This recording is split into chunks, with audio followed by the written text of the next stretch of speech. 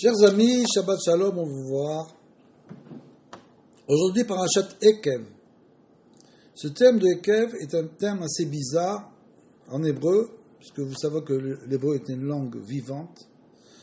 Et donc, chaque mot, puisque c'est la langue de la création, et nous avons une preuve de ça, la preuve par 9, on appelle ça, qu'il y a une certaine forme de gamatria, on en parlera peut-être plus tard, que chaque mot a une gamatria, une valeur numérique de 9.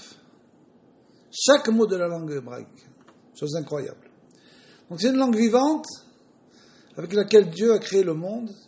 Et donc chaque mot a une signification particulière, aussi pluraliste. C'est-à-dire qu'il y a plusieurs interprétations. Par exemple, le mot Ekev, c'est assez bizarre.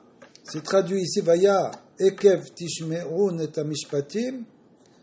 Pour le prix de votre obéissance, c'est-à-dire du fait, Veaya, et il y avait, Veaya, et c'était, du fait que vous avez gardé mes lois, ces lois, donc, à cause du fait que vous avez gardé ces lois, c'est Ekev, le mot Ekev, ou bien le mot Ekev signifie aussi le talon, comme vous le savez. Puisque Yaakov, qui tenait le talon d'Esav quand il est né, c'est pour ça qu'il a été appelé Yaakov, de Ekev, talon. Et c'est pour ça, et c'est une mida très forte. Tous ceux qui arrivent à voir la lumière quand ils sont au niveau du talon.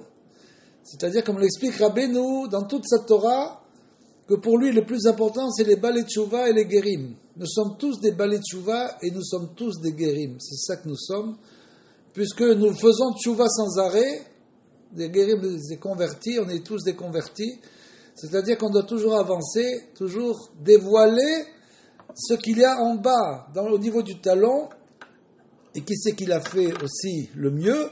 C'est bien sûr Rabbi Akiva, qui est aussi, Akiva, ça vient aussi de Ekev.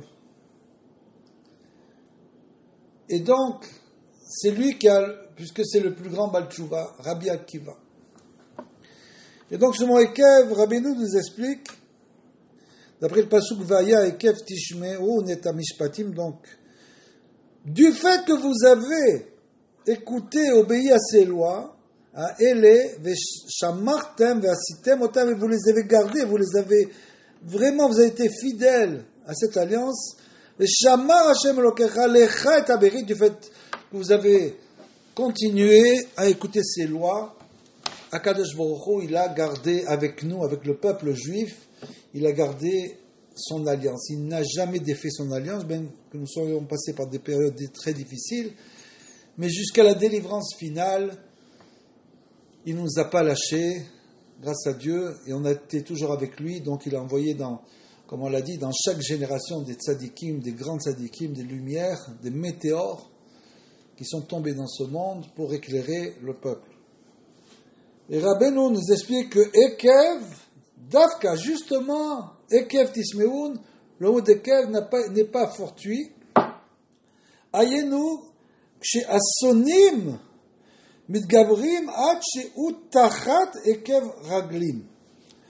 C'est-à-dire, ça veut dire que quand l'homme est dans une situation difficile, que ses ennemis se renforcent jusqu'au point où ils veulent l'écraser littéralement de son talon, chez Dorsim Oto Beragleim, qu'il l'écrase et le piétine donc avec le talon, Mibechinat Arkavat Enosh le Roshenu, comme il est écrit dans le Pasuk, tu as fait courber nos têtes sous le joug des gens de ces gens, Bechinat Ledake Tachat Raglav Kol Chisri Aretz, c'est donc de l'ordre de lorsqu'on foule aux pieds tous les captifs du pays. Un autre pasuk, que Moshe Katuv, Asher Amru, le Nafshech, Shechai, Venaavora, et Tassimi, que Eretz, Gever, Echulu. Et comme il est écrit encore, ceux qui s'adressent à ta personne te disaient, couche-toi à terre que nous passions sur toi. Et tu faisais de ton dos comme un sol que l'on foule. Donc c'est ça le Ekev, c'est plusieurs psukim qui veut dire que l'homme, quand l'homme est écrasé par le poids de ses ennemis, de tous ceux qui veulent l'agresser, Vezeu Bechinat Egvo de Mashecha, puisqu'il est bien sûr écrit aussi, on a pris l'exemple de Yaakov et de Rabbi Akiva, mais un autre exemple c'est Igve de Meshiche, c'est-à-dire, comme ça on appelle la période avant la venue du Mashiach, les talons du Mashiach. C'est exactement la période qu'on est en train de vivre en ce moment. On est, depuis le retour en Israël, depuis 100 ans, que les Juifs sont retenus sur la terre d'Israël. C'est la Géoula a commencé, à Tralat de Géoula, c'est ce qu'on appelle les talons du Mashiach. On est dans les talons, puisqu'on le voit bien. On le voit bien. Malheureusement, beaucoup de Juifs, d'Israéliens, courent après le Chomer, la matière, qui est représenté par le talon, l'endroit le plus bas du corps. Et c'est bien ce qui se passe. Pour l'instant, on est dans la construction physique de la terre d'Israël. C'est ce qu'on appelle les talons du Mashiach, c'est-à-dire l'endroit le plus bas. Chez Israël, les Tunim Tachat Egvehem. Et Rabbeinu nous explique que même cette période a commencé avant le retour d'Eretz Israël. Et il dit, c'était encore la fin de la galoute, certainement, c'est ça qui fait allusion, quand lui, Rabbeinu était en Russie, et il dit qu'il était au milieu d'une galoute shchora, puisque là-bas il y avait le tsar, et naturellement ils ont eu beaucoup de tsarot du tsar, et c'est ce qu'on appelle le talon. Ils nous disent, chez Israël et Tunim, c'était quand le peuple d'Israël était placé sous le talon des Umot HaOlam, des nations. Ve'az davka mishe mesim al libo. Et c'est ça le grand chidouche. Même si un homme se trouve dans cette situation, et même s'il ne sent plus, qu'il ne peut plus avoir de délivrance personnelle, collective, même si on imagine qu'il ne peut plus rien, on n'arrive pas à comprendre comment sortir de cette situation, eh bien justement, dans cette situation, Mishemesim alibo, Lishmoa Misham, et Mishpatim, celui qui écoute à partir de là-bas les Mishpatim, c'est-à-dire les ordres de la Torah, celui qui a, même dans une situation pareille, continue à accomplir les commandements, à Ele, chez Yeda, chez Akol, Mi'a Mishpat, chez les Ma'ala, Nitlabesh Ba'em, Kede, les Hashivo Elav. Parce qu'il a compris, il doit comprendre, il doit savoir que tout provient de la justice d'en haut. Car en fait, c'est l'Éternel qui habille les lois, ces lois d'en haut, dans le monde d'en bas, afin de quoi? Qu'il fasse tchouva. Donc c'est sûr que, même s'il est dans une situation pareille, il ne doit jamais lâcher les commandements et ne pas essayer toujours de réfléchir comment quelqu'un peut se sortir de telle situation. C'est Hachem qui le sort. C'est ce qu'on appelle la Emouna. Il a la Emouna que s'il est dans le bon chemin, s'il est un homme droit, Hachem le sauvera. Il n'y a aucun doute là-dessus.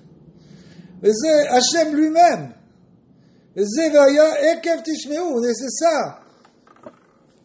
Ekev Tishmeun. Et c'est ça, si, pour le prix de votre obéissance. C'est donc le prix de votre obéissance. Et Mishpatim à ces lois. Et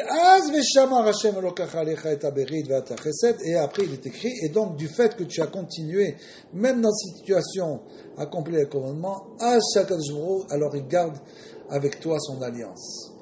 Il garde son alliance avec toi. Et à chesed, et il continue à te faire du chesed. Shashem itbarach yerachem alecha lema'an berito.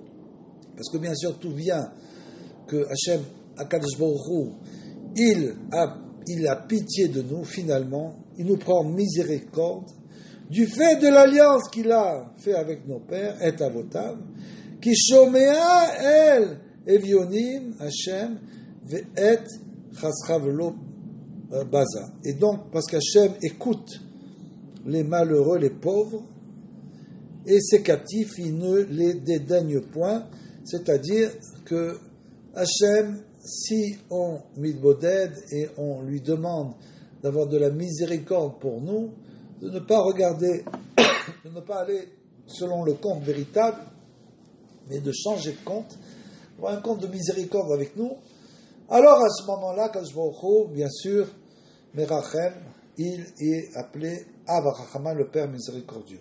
Vezeu veyado ochezel be'erekev Esav, et comme on l'a dit, c'est ça qu'il est écrit aussi, que la main de Yaakov tenait le talon d'Esav, be'ekev davka, justement le talon, chez Mitgaber Esav, sauf à Galout, parce que quand Esav se renforce à la fin de la Galout, où nous sommes à ce moment actuellement, be'ekvo de Meshichar, c'est-à-dire quand on arrive à la période des talons de Mashiach, et bien sûr, Rabbeinu parlait de là d'il y a 250 ans, c'était vraiment la période du début des talons de Mashiach, puisqu'il est clair que la Géoula a commencé à partir du moment où est arrivé dans ce monde le premier météore qui était appelé le Baal Shem Tov al-Kadosh.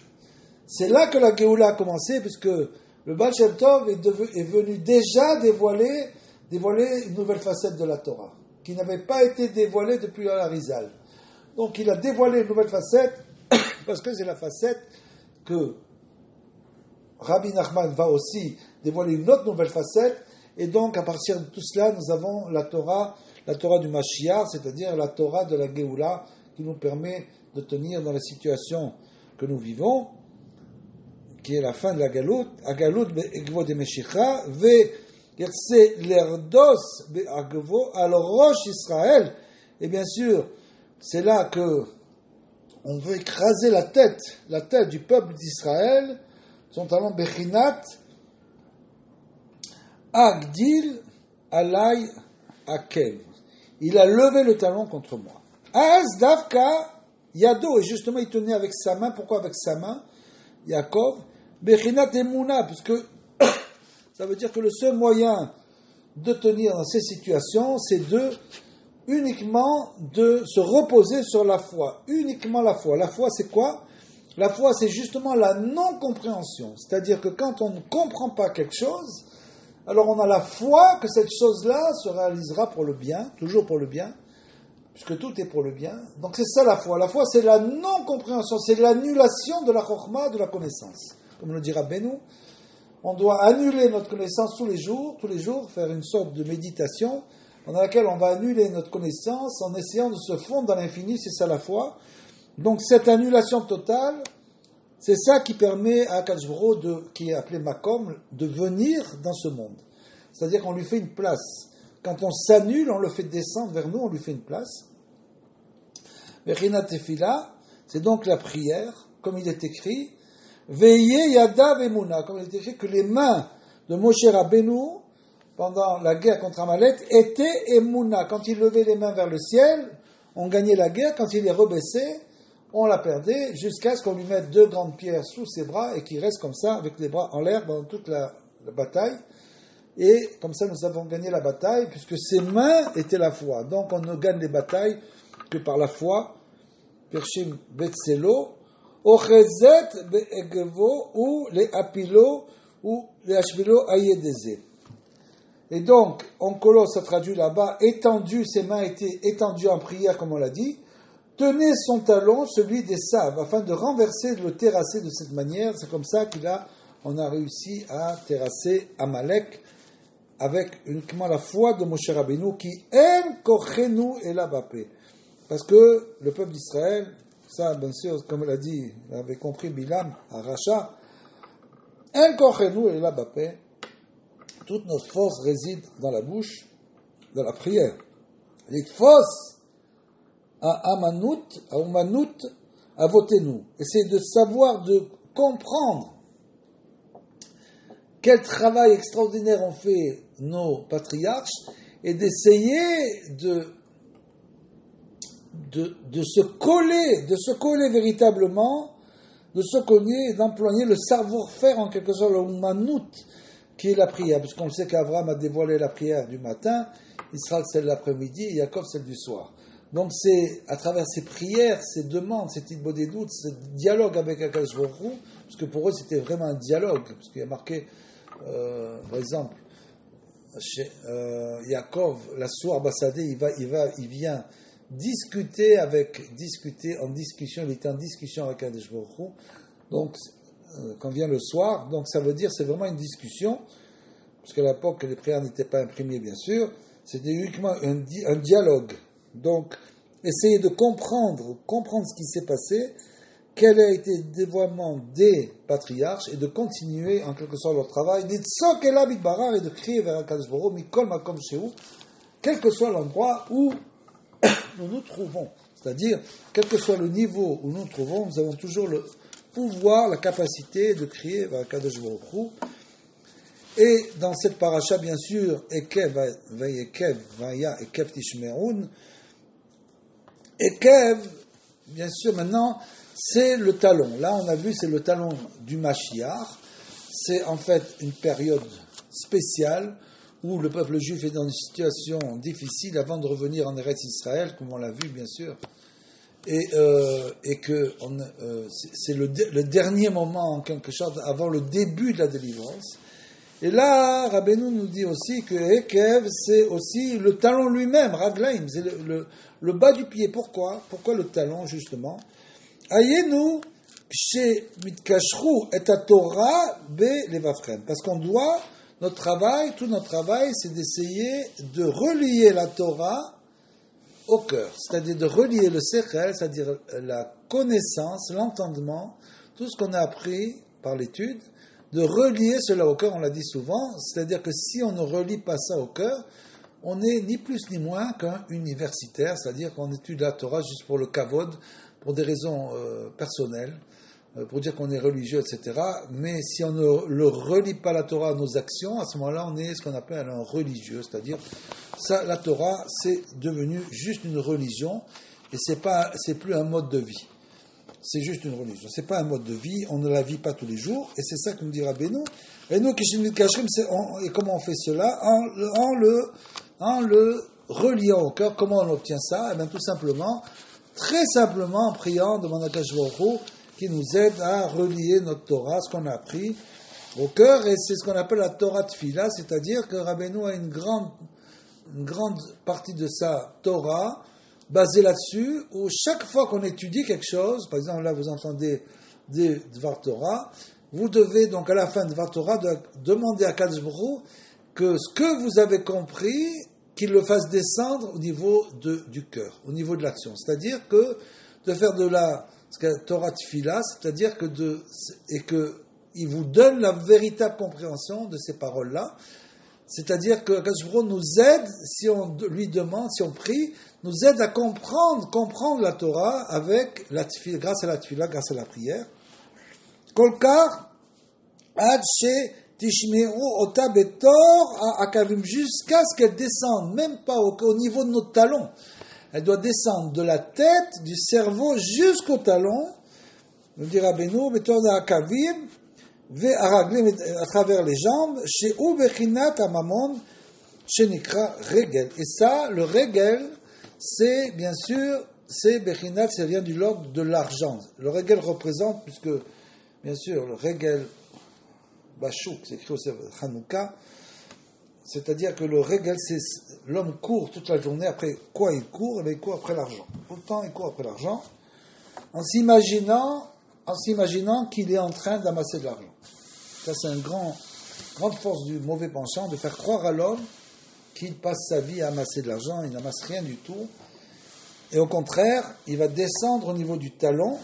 Kemo shekatuv ve'et kol ayekum asher beragleim, comme il est écrit, et toute la création qui est dans vos pieds, les dachou et qu'est-ce qu'ils ont dit?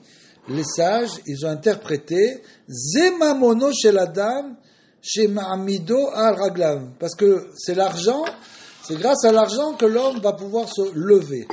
Il tient debout, en quelque sorte, l'homme tient debout uniquement grâce à l'argent qu'il a amassé, donc c'est cet argent qui le fait tenir debout.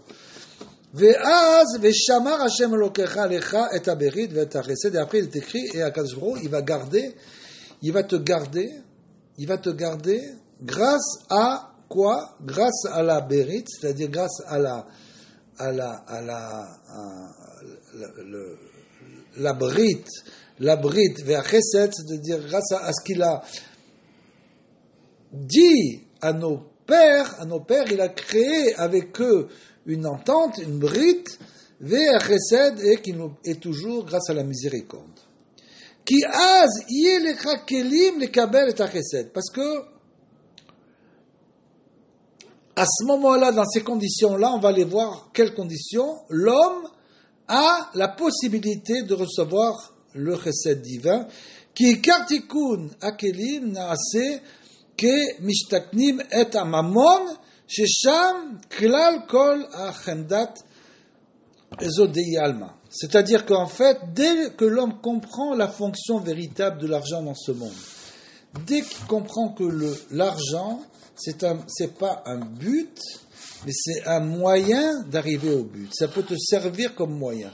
Si l'homme comprend que l'argent n'est qu'un moyen, et qu'il ne fait pas de ça et de sa vie le but uniquement de gagner de l'argent, à ce moment-là, qu'est-ce qui se passe? Kikartikun akelim, il a réparé ses récipients, puisqu'il n'est plus son but final, c'est un autre but, et que l'argent est un moyen, puisque l'argent finalement c'est pour son corps, c'est pour les plaisirs de son corps uniquement.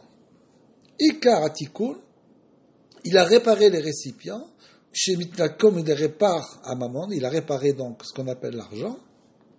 Chez Sham Kal Kolam Chamdot Eze Da'alma, c'est-à-dire que là-bas, puisque là-bas c'est là-bas que se trouvent toutes les pulsions de l'homme. Les pulsions de l'homme, nous dit Rabbeinu, proviennent essentiellement de l'argent.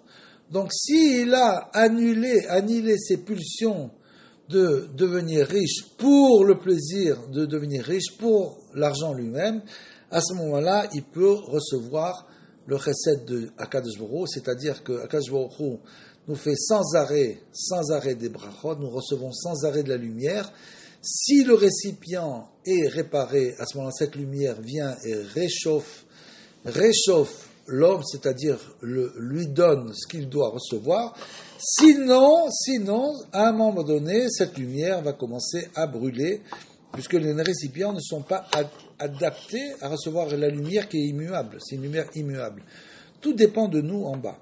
Ve'alken kara et Torah mishpatim, c'est pour ça que va Ekev, on l'a vu dans le premier passouk, ve'aya Ekev tishmeun mishpatim, la Torah est à mishpatim, ki Moshe katuv, ve'aya Ekev tishmeun mishpatim, aele ki mishpat lashon isurim, parce que la Torah, c'est d'un côté, c'est une Torah de vie, comme nous explique Rabbeinu, c'est la Torah qui nous permet de vivre, c'est un mode de vie, c'est pas une religion, la Torah c'est un mode de vie.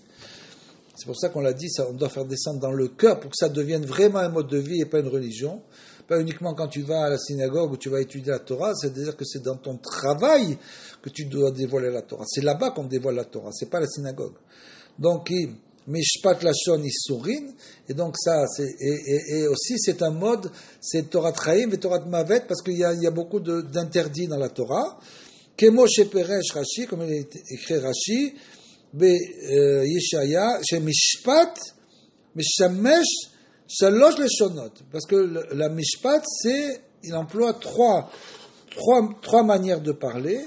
Ki Hika Kabbalat Torah ou Aliede Isurin, et Aliede Ze, Sotmi Menav, Me'ezod de Alma. Ok. Parce qu'en fait, la Kabbalat Torah, c'est aussi, ça représente aussi des Isurin, des épreuves pour l'homme. Comment il va recevoir vraiment la Torah, il doit donc être obligé de faire beaucoup d'abnégation de lui-même, et grâce à ça, il va automatiquement fermer ses yeux sur ce monde-là, comme dans pour les Sippurim des 7 mendiants, qu'il y en a qui étaient aveugles, un qui était sourd, un qui était muet. C'est pour nous dire qu'il n'était pas du tout aveugle, mais il a fermé les yeux au monde. Il ne peut pas vivre tout le temps en ne regardant que l'extérieur. Il doit avoir une vie intérieure. Donc c'est ça la Torah, c'est donc de transformer cette vie qui n'est qu'extérieure en vie intérieure. On doit en quelque sorte se fondre dans l'infini jusqu'à arriver au niveau des grands tzadikim, à ce fondre qui était complètement séparé de ce monde, qui ne vivaient absolument pas dans ce monde, bien qu'ils étaient vraiment dans ce monde et qu'ils s'occupaient de ce monde, mais ils ne vivaient pas avec le monde. jusqu'à ce qu'ils arrivaient à se fondre dans l'infini. Zé shemekablin misham mishpatei Torah. Et ça, on le reçoit justement des lois de la Torah. Ve'al ken nikra et Torah mishpat. C'est pour ça que la Torah est appelée mishpat, les lois. Zé ve'shamar Hashem lecha et haberit ve'et hachesed asher nishba al avotecha ve'shamar, puisque dans le pasuk, et Akadosh Baruch Hu, il a gardé pour toi toutes ces lois qu'il avait juré à nos pères, à nos patriarches de réaliser, la votecha, veshamar, il a gardé, davka, ayenu sheishmor Hashem idbarar et hachesed sheye nimshar alenu beofen shenuchan lekablo shelo yazik lanu. C'est-à-dire qu'il garde ce chesed, Kadosh Baruch Hu, toute cette bonté, il la garde pour nous, il nous la donne que petit à petit, pour ne pas qu'elle puisse nous endommager. C'est-à-dire que si on l'a dit, le kélim, le récipient n'est pas prêt, même s'il nous fait beaucoup trop de chesed, d'un coup, à ce moment-là, ça peut avoir l'effet inverse. C'est-à-dire qu'un homme, par exemple, peut recevoir de la richesse et devenir complètement mékoulka, se détériorer totalement du fait de la richesse qu'il a reçue. Donc cette richesse, pour lui, ce ne sera pas du tout une richesse, ou bien faire du mal avec son argent, c'est-à-dire de servir son argent pour faire des kol minetarboulot, toutes sortes d'embrouilles et d'arnaques avec des autres gens. Donc c'est sûr que cet argent, c'est un argent très mauvais pour lui, et cet argent, il va le pousser directement en enfer dans le Gehinam. On le sait, puisque une des plus grandes accusations de l'homme dans le monde à venir, c'est le vol. Et donc, mais en fait, il veut nous éviter cela, donc certaines fois, il est obligé de réduire la lumière. Et le chesed, il nous donne avec parcimonie en quelque sorte. Mais en fait, chez nous, pour qu'on puisse recevoir, chez l'eau yazik lanu, pour ne pas être endommagé, chas shalom, ribou ya chesed du fait de l'excédent de lumière.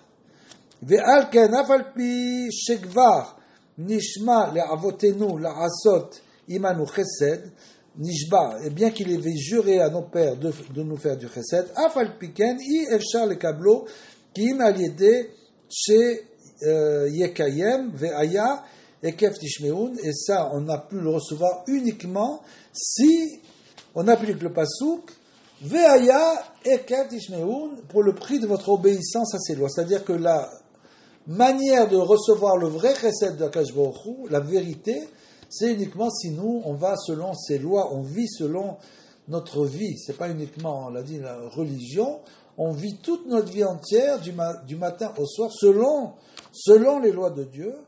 Chez Nishma Kol Mishpatei Torah Betor Raglaim, c'est-à-dire qu'on fait descendre toutes ces lois au niveau justement des jambes et du talon.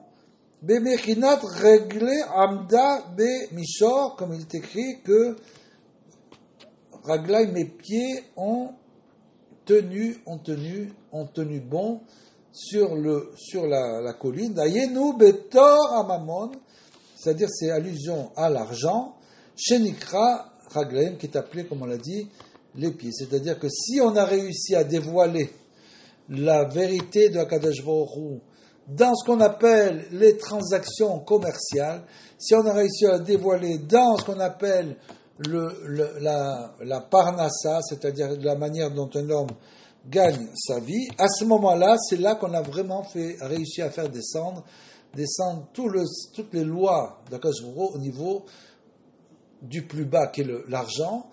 On a réussi à transcender la valeur de l'argent. Dayenu sheniye chazakim bekiyum atorah ve'amizvot ad she amamon lo ya'avir otanu chas v'shalom bekiyum atorah, c'est-à-dire que on aura une foi tellement grande dans Akadosh Baruch Hu et la Torah, on voudra tellement réaliser les commandements que même l'argent n'arrivera pas à nous faire dévier du droit chemin. C'est une chose très difficile. Kisham bechemdat mamon, parce que pour les gens qui ont trop d'attrait de l'argent, sham ikar achashasha shelo ishkar et Hashem, parce que là-bas, dès qu'un homme gagne trop d'argent, il oublie Akadosh Baruch Hu. C'est-à-dire que même s'il est religieux, entre guillemets, même s'il est religieux, mais il a oublié Akadosh Baruch Hu. C'est-à-dire qu'il s'est créé une religion à lui, mais sans Kadosh Baruch Hu. Il a oublié Kadosh Baruch Hu. Shelo Iskar et Hashem Itbarach, Al Yedei Ribouy, à un moment du fait qu'il a gagné beaucoup d'argent, donc il a dit, Moshe Katov, ce qu'il a dit, Kesef Za'av Yerbe Lecha Veram Levavecha, comme il écrit dans le Pasuk, toi tu vas gagner beaucoup d'argent et tu crois que c'est une bracha, et qu'est-ce qui va se passer de ça?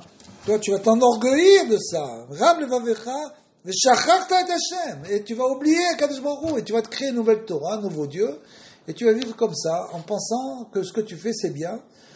Vekemo shekatuv vedizahav, comme il est écrit pour le veau d'or, tu as fait un veau d'or de ton argent. Tu es tombé tellement bas que c'est devenu de l'idolâtrie pour toi.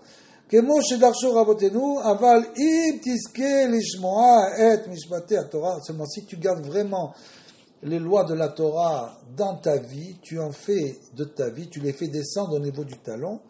A Torah gam bebechinat Akevim raglaim, même au niveau donc du talon et des jambes. Dayenu betor amamon, ça veut dire, même au niveau de l'argent, tu es arrivé à rester honnête.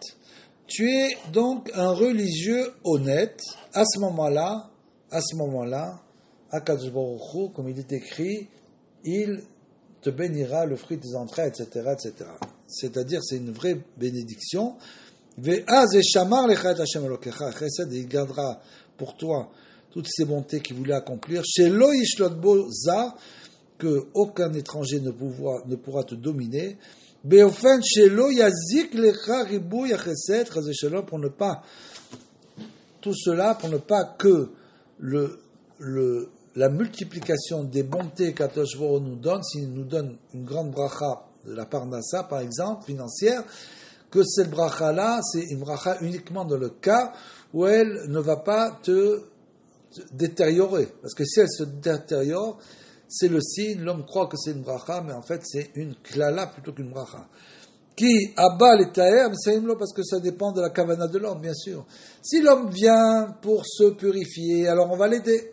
Maintenant, si lui, il a la kavana que de gagner de l'argent, quelle que soit la manière dont tu la gardes, c'est-à-dire qu'il vient pour se s'impurifier, alors on va le pousser, lui faire croire qu'il a raison, dans ce même chemin. Umeachar she'ata marzek atzmecha liskor et Hashem elokecha. Et maintenant, si toi tu te rappelles dans tout ce que tu fais qu'il y a un Dieu au-dessus de toi, Hashem elokecha, gam betor hamamon, et même au niveau de la parnassa, de l'attrait de l'argent et de la manière dont tu vas gagner ta vie, gam Hashem itbarach rishmo lecha. Alors si tu fais comme ça, il fait migda kinegen mida, c'est-à-dire mesure pour mesure. Lui, toi tu veux aller dans le bon chemin, alors il va te pousser dans ce bon chemin, il va t'aider dans ce chemin. Ayenu sheyashpia lecha shefa achesed be meshira gdola, c'est-à-dire que il va t'envoyer une grande bénédiction, mais il va elle va te garder. Cette bénédiction sera protégée, avec une grande protection.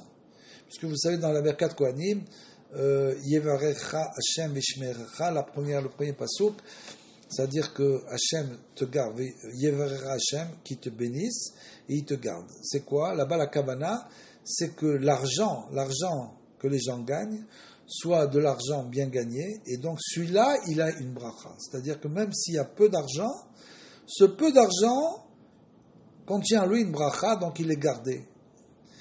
Alors que l'inverse, c'est beaucoup d'argent, mais qui ne fait que passer. Gdola beofen shelo yazik lecha, et bien sûr, ce beaucoup d'argent qui est mal gagné, il va bien sûr complètement détériorer la personne qui le reçoit, c'est évident. Bebechinat yevarecha Hashem be mamon. Voilà, il dit yevarecha que Hashem te bénisse de quoi? De l'argent, de cet argent bien gagné. Veshmerecha, comme il écrit, Veshmerecha min amazikim, que les gens, ceux qui veulent, les voleurs et les tricheurs viennent venir te prendre cet argent. S'il est bien gardé, alors bien sûr, il sera gardé de ces mazikim. Shelo yaziku lecha amazikim alma shelo itarzu becha al yede ribouy amamon hazeh shalom. C'est-à-dire que les mazikim ne veulent pas t'endommager à toi. Comment? Avec la multiplication de l'argent. Plus l'argent va se multiplier, plus les mazikim, c'est-à-dire que ça peut être le Yetzer Hara, ça peut être des gens extérieurs, ça peut être beaucoup de choses. Les mazikim viennent t'attaquer en quelque sorte. Et justement, et